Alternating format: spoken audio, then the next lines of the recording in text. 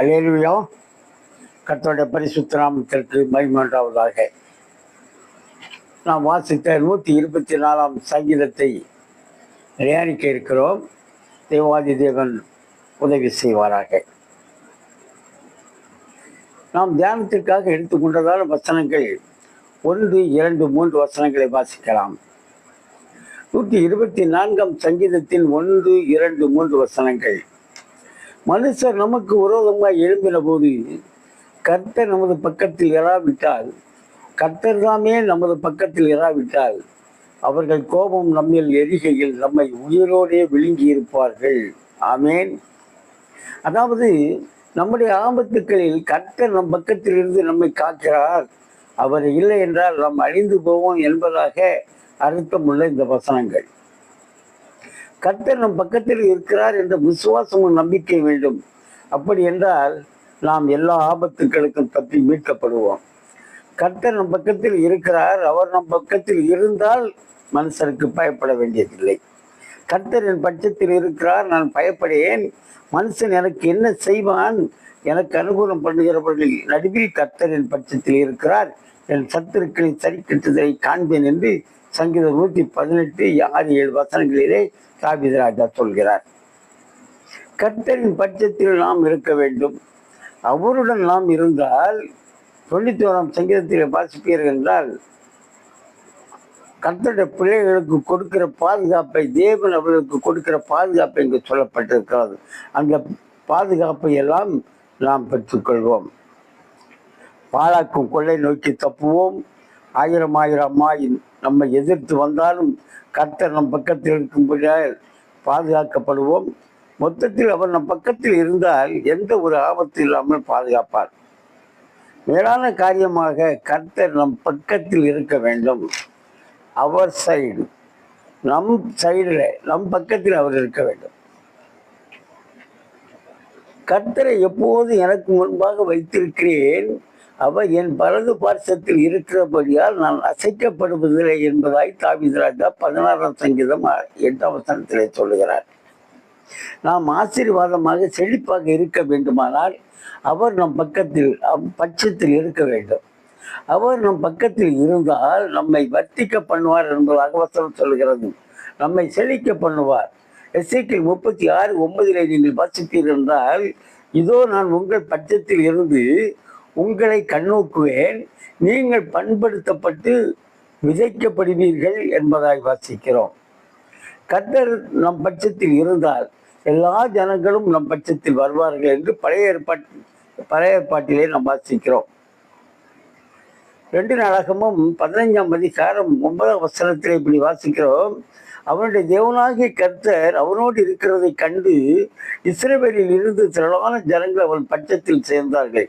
யார் பட்சத்தில் வாசிப்போம் என்றால், ஆசா என்ற ஒரு ராஜா இருக்கிறான். அவனுடைய நாட்களிலே அந்த ராஜா ஒரு வேலை செய்கிறான்.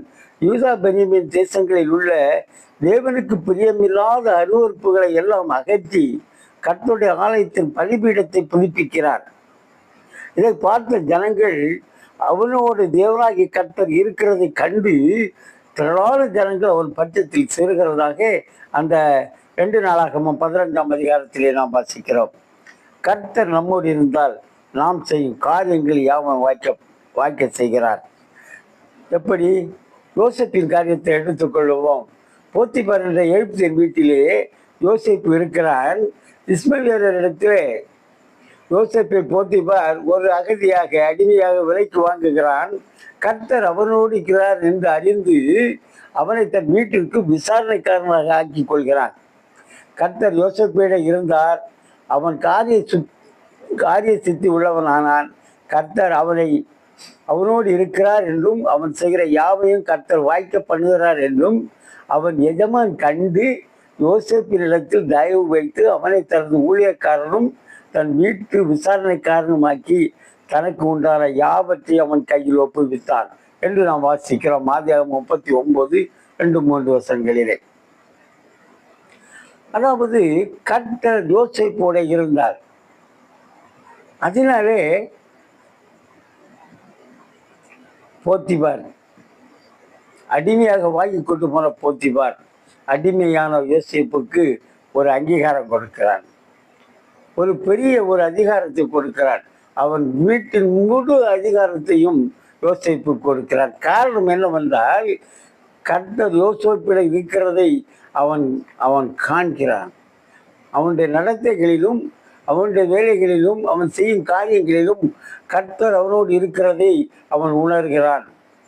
அதனாலே அவனுடைய காரியங்கள் எல்லாம், அவன் செய்கிற காரியங்கள்லாம் சரியாக இருக்கிறது என்பதை அவன் உணர்ந்து கர்த்தர் அவனோடு இருக்கிறார் என்பதை உணர்ந்து கொள்கிறான். அதனால் தான் எல்லா காரியங்களையும் அவன் கையிலே கொடுத்து அவனை ஒரு தலைவன் போல, வீட்டிற்கு தலைவன் போல ஆக்கி விடுகிறான்.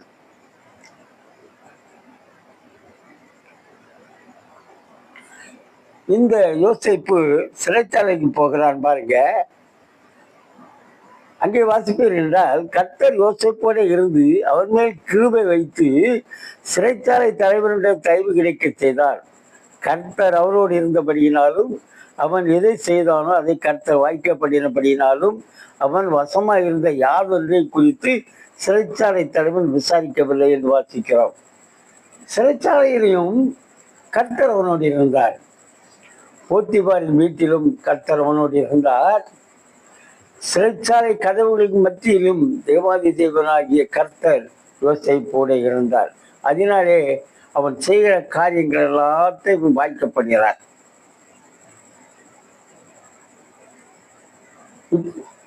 அது மட்டுமல்லாமல் கர்த்தர் என்ன செய்கிறார் என்றால், யோசேப்பை போத்திபார் ஒரு உயர்ந்த அதிகாரத்தை அவனுக்கு கொடுத்தபடினாலே போத்திபாரை அவர் ஆசீர்வதிக்கிறார். அங்கே நீங்கள் வாசிப்பீர்கள் என்றால், யோசேப்பின் நிமித்தம் அந்த எகிப்தியரையும் அவனுக்கு உண்டான யாவற்றையும் ஆசீர்வதித்தார் என்று வாசிக்கிறோம். யோசேப்புகளை கர்த்தர் இருந்தபடியினாலே கர்த்தர் போத்திபாரையும் போத்திபார் வீட்டை அவனுக்கு உண்டான யாவற்றையும் ஆசீர்வதித்தார் என்று சொல்லப்பட்டிருக்கிறது. பிரியமானவர்களே, கர்த்தர் நம்மோடு இருந்தால் ஆசீர்வாதம் நமக்கு மட்டுமல்ல, நம் பட்சத்தில் நம்மோடு இருப்பவர்களுக்கும் அந்த ஆசீர்வாதம் கிடைக்கும். அவர்களும் ஆசீர்வதிக்கப்படுவார்கள். நமக்கு ஆதரவாக இருப்பவர்களையும் தேவன் உயர்த்துகிறார். கர்த்தர் நம்மோடு இருந்தால்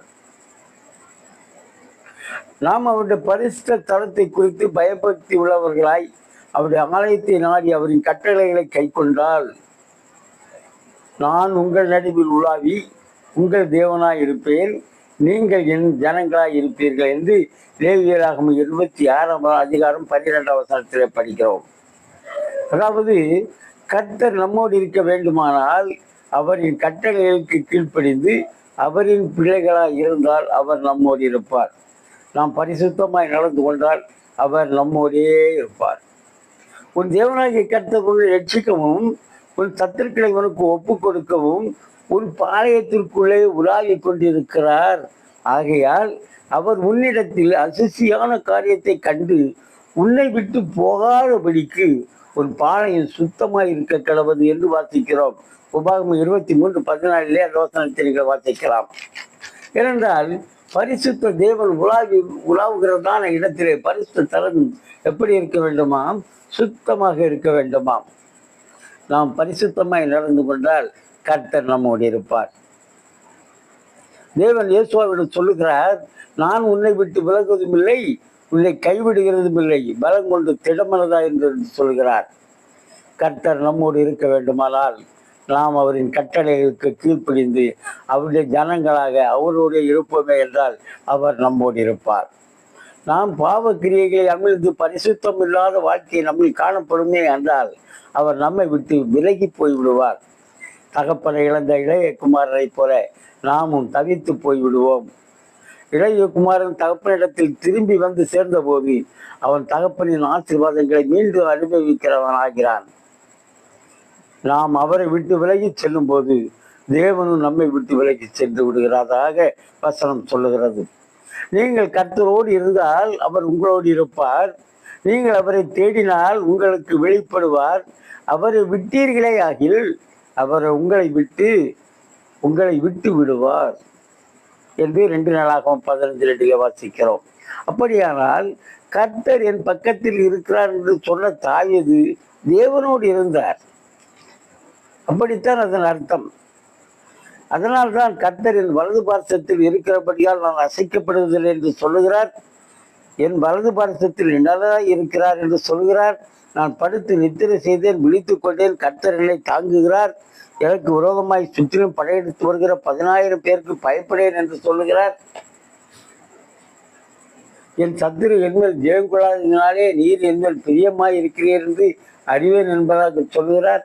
நான் மரண இருளின் பள்ளத்தாக்கிலே நடந்தாலும் பொல்லாப்புக்கு பயப்படேன், தேவரீ என்னோடு கூட இருக்கிறீர் என்பதாக சொல்கிறார். ஏனென்றால் தாவீது ராஜா தேவனோடு இருந்தார், தேவன் தாவீது ராஜாவோடு இருந்தார். அவருக்கு பரிசுத்தம் இல்லாமல், பரிசுத்த குறைச்சல் இல்லாமல் நாம் நடந்து கொள்ளமானால் தேவாதி தேவன் நம்மோடு இருப்பார், நாமும் அவரோடு இருப்போம். அப்பொழுது நமக்கு அவருடைய பாதுகாப்பு கிடைக்கும்.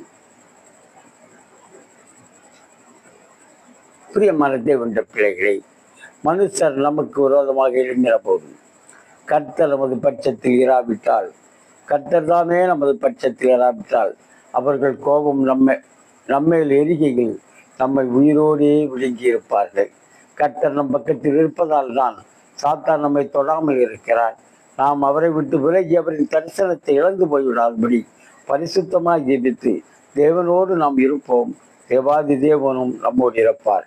உன்னை விட்டு விலகுவதும் இல்லை, உன்னை கைவிடுவதும் இல்லை என்று சொல்ல தேவன் நம்மை கைவிடாது காப்பாராக. ஆமேன். அல்லேலூயா.